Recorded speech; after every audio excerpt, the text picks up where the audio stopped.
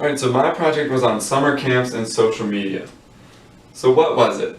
I wanted to see how satisfied participants, i.e. campers and parents, were with their camp social media sites and their overall presence as a whole. The reason I did this was because I don't see why some camps, actually a lot of camps in general, have shied away from the use of social media. And I think it's attributed to the fact that they're just scared of the new technology that's out there, and they have an entirely just overall unfamiliarity with social media in general. So I wanted to see why camps, which have been at the forefront of the industry for the past 140 years, since the 1800s, have now started to shy away from what's new when they used to always be on the forefront and be pioneers of the industry.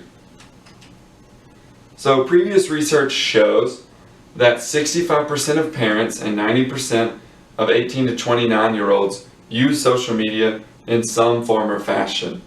Now the 65% is an astonishing number, and it's only grown over the years as parents have become more tech savvy and more comfortable with these devices. And 90% of 18 to 29-year-olds, now that is a ridiculous number, but I challenge you to think about the number of possibly 10 to 18-year-olds that use social media in some capacity. It might be even greater because this is the most tech-savvy generation in the history of the world. So who knows what the real numbers state? And they might even be higher. Now they could be lower, but I would argue the opposite, just based on general knowledge and the research that I've done. Now social media, when done in some of this previous research, was found to have a positive and significant impact on customer buying patterns. So basically social media makes people feel better about the organization and makes people be able to buy things easier and do things easier. And it was also shown that social media has over $1 increase overall in the spending of buyers online. So say that a customer sees the company's Twitter page and Facebook page and how active they are, subconsciously that affects how much they buy from the company. And you might say to yourself that $1 isn't a significant amount, but think about it this way. Think about Apple. They have over 100 million customers easily.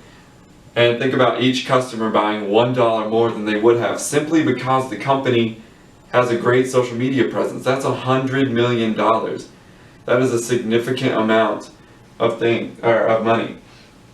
And also they had a bunch of rules about not getting spread too thin, about being humble, about being on the forefront of the industry, just in social media, and being not being as formal as you would with normal marketing. Now this just goes to show you that this is an entirely different ball game that we're playing here. And camps are coming to this baseball game with twigs and sticks, when they should be coming to it with baseball bats. Now methods. I created a survey on SurveyMonkey and got the link from that and emailed it to over 200 camp directors around the country.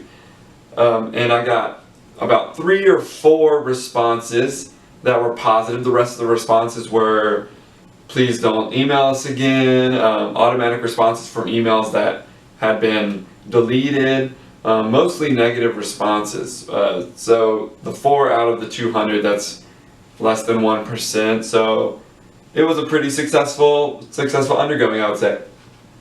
So here's my survey.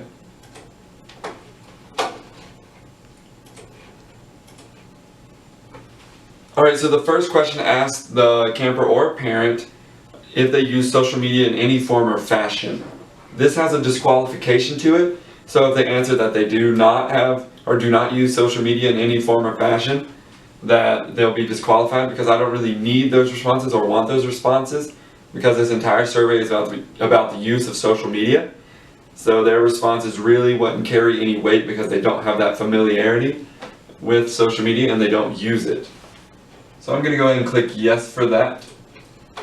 Then after that, it asks them if their camp has a social media presence. That's a yes, no, or unsure. If they were to ask or answer with unsure, that might be more concerning than no. especially if their camp has a social media presence. So, and then I asked them to answer the following questions, with 10 being the most positive and 1 being the most negative. Those questions included how satisfied they were with their camp's overall social media presence, how important camp social media presence is to them, how much easier does camp social media presence make it to be apart from your child, and how much of an effect does the camp social media presence have on the reputation of that camp and how you view your opinion of them. And then I have some short answers about how the camp can improve, what they do well, what they don't do well, different things like that. Then you click next and it asks you how many minutes in a typical week you use social media. So it has Facebook, Instagram, Twitter, and Snapchat. That's the big four, the four most commonly used ones. And I just asked them the number of minutes. So i.e., if they use Facebook an hour on average per week, they would enter 60 minutes. Then I asked them what sites they would like their camp to use. Continue to use, begin to use, or don't use. So continue to use sites that they already use that they want to see them continue using. Begin to use sites that they don't already use. And then don't use, so sites they might be using or sites they might not be using that the campers and parents don't want them to use at all. And then I ask them if they're a camper or a parent. And then it redirects the next question according to which they are.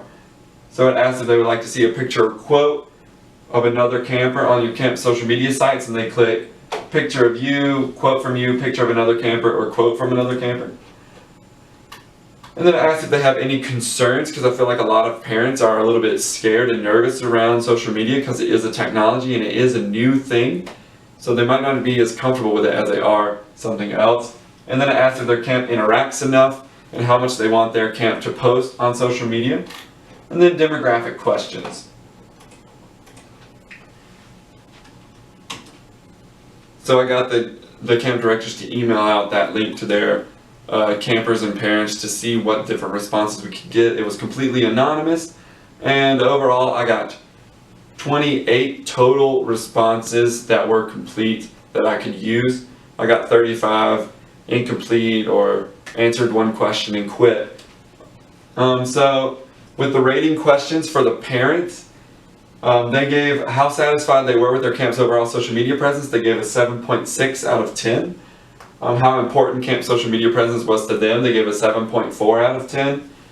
How much easier it helps to be away from your camper with the social media was a 7.3 out of 10. So basically, it makes it easier to be apart from their child because the camp has a social media presence.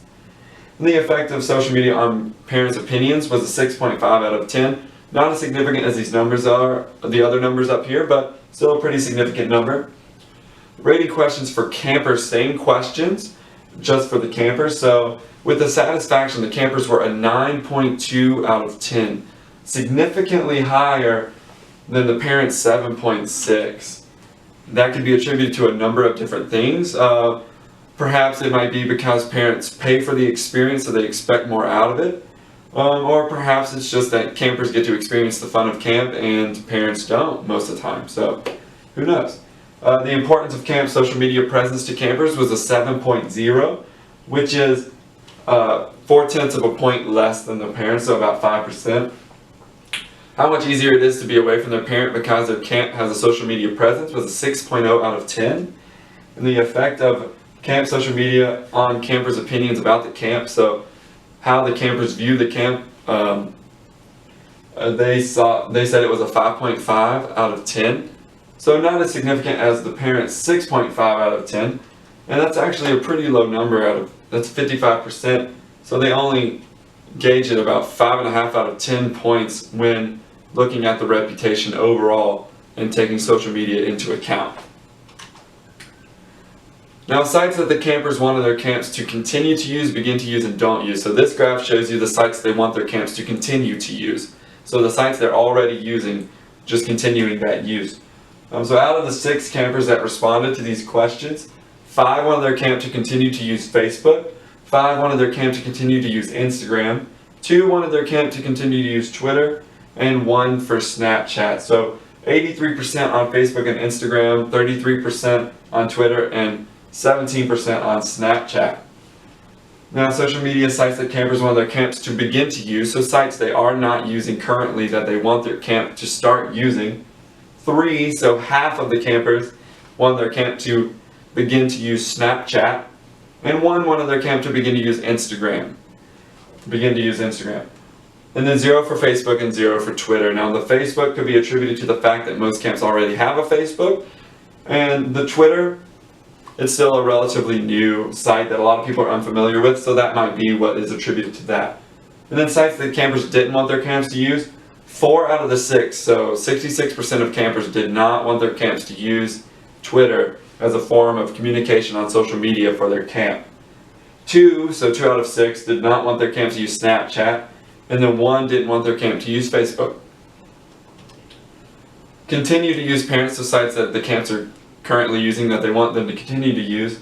21 out of 22 parents wanted their sites to continue the use of Facebook.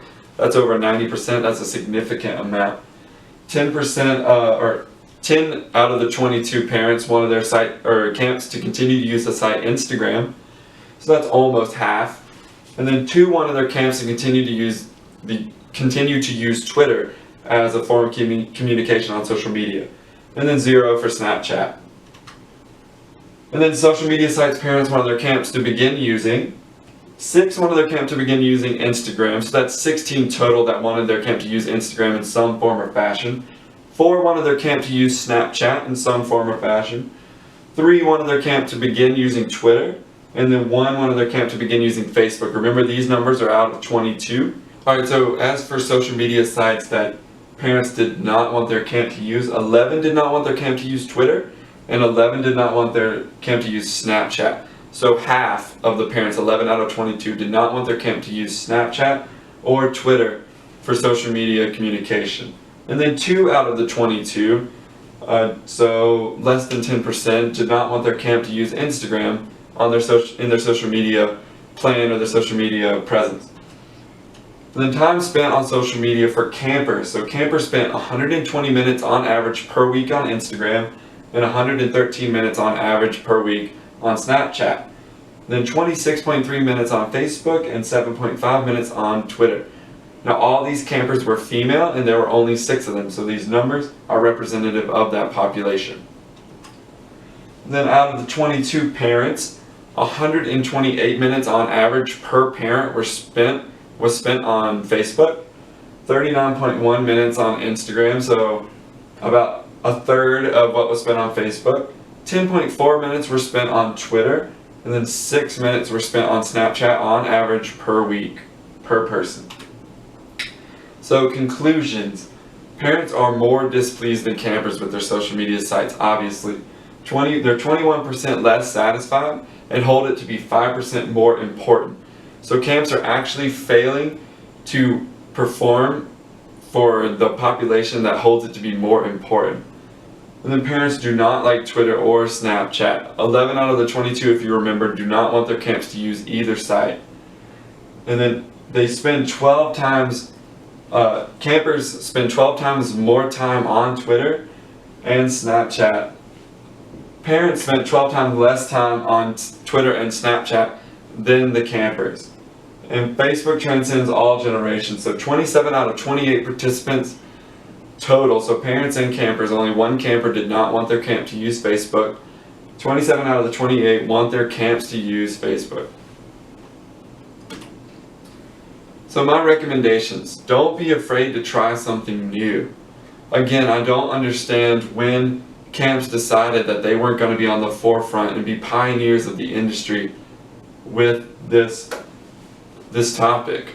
Social media use is brand new. It's in the past 10 to 15 years, but camps have been adapting and been teaching kids that it's okay to be independent and autonomous and been on the forefront of other things the entire existence that they've been here. So I don't know why they aren't in the forefront of this one. There's an analogy I like to use. So in World War I, technology had advanced, but battle styles had not. So generals were using old battle styles with new technology, and more deaths were in that war than any other war in the history of the world. So if you relate that to social media use, camps using social media will be on the forefront and be surviving, while camps who do not will be left in the dust along with their camp. So you have to adapt to the times and the seasons that are coming with the new social media, and you have to be on the front of that wave and ride it out, or else you'll die. Your camp will die with the social media if you are afraid to adapt. Another recommendation: use Facebook well. Campers and parents both, so 5 out of 6 campers and 22 out of 22 parents want their camp to use social media or Facebook in some form or fashion in their social media presence. So we must use Facebook well. It is very important to participants. And my last recommendation: use different sites for different participants. So for Facebook, perhaps, since parents spend 3 or 4 times more time on Facebook and hold the social media to be more important and base their reputation of the camp on the social media a great deal, perhaps you should use Facebook to target parents and something else to target campers. Because parents spend a lot longer on Facebook. Now campers spend a lot more time on Instagram. They spend 3 times longer on Instagram and 18 times longer on Snapchat. So don't be afraid to try Snapchat out. Now Twitter seemed to not bode well with campers and parents, but for campers they spend 113 minutes on average per week on Snapchat. That is an incredible amount of time. Now campers might not be comfortable with the use of Snapchat for an organization because they're not familiar with an organization using it, because so few do. Now I would suggest that you take this chance and use your Snapchat account to target these kids, because they're not on Facebook nearly as much as the parents, but they're on Snapchat over 100 minutes per week. So you shouldn't shy away from using Snapchat just because other organizations don't. No one's there to tell you whether it's right or wrong, so you must decide for yourself. But don't be afraid to fail. Once great man once said that failure is not an option, it's a necessity.